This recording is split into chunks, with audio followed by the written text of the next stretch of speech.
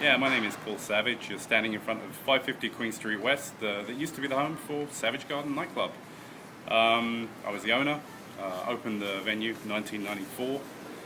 Back in the day in Toronto, I guess it was a different time back then here on Queen Street.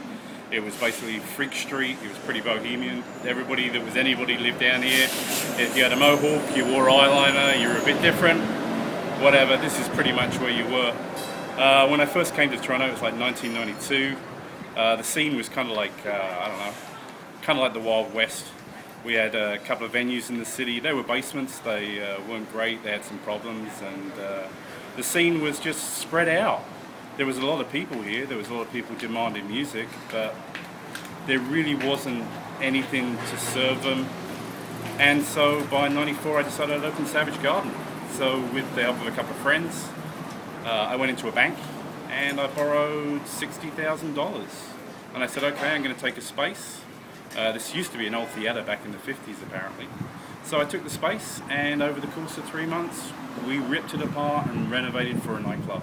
And this was going to be a Goth Industrial nightclub, from scratch, from the ground up, with some money spent on it. With a real focus on sound systems and really just creating something of quality.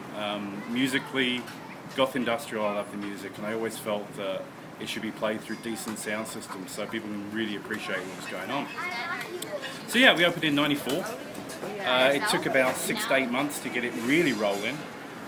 But once it was rolling, it rocked. People loved the space. I dealt with a couple of local artists to design the interiors, big nod to Steve Hazard. And we created basically a cyberpunk club that was playing Goth Industrial. So by the time we got into the year, we had a great space, and we had a lot of people that really, really appreciated the fact that everybody involved wanted to do something better for the scene. That we really wanted to elevate the Goth Industrial scene from dank basements, and it paid off. It became a home to a lot of people. A lot of people met here, a lot of people got married here, a lot of relationships here. A lot of parties happened here over the course of 15 years that I was open. And over those 15 years, it was pretty much the same idea. It was created to support a musical scene. It was created for Goth Industrial kids, for the bands. It was a big thing for me. I came from London. So I really wanted to support the local scene and really grow the local scene. So over the years, that was it. A lot of fun, a lot of partying, a lot of drug, sex and roll. Welcome to Savage Garden.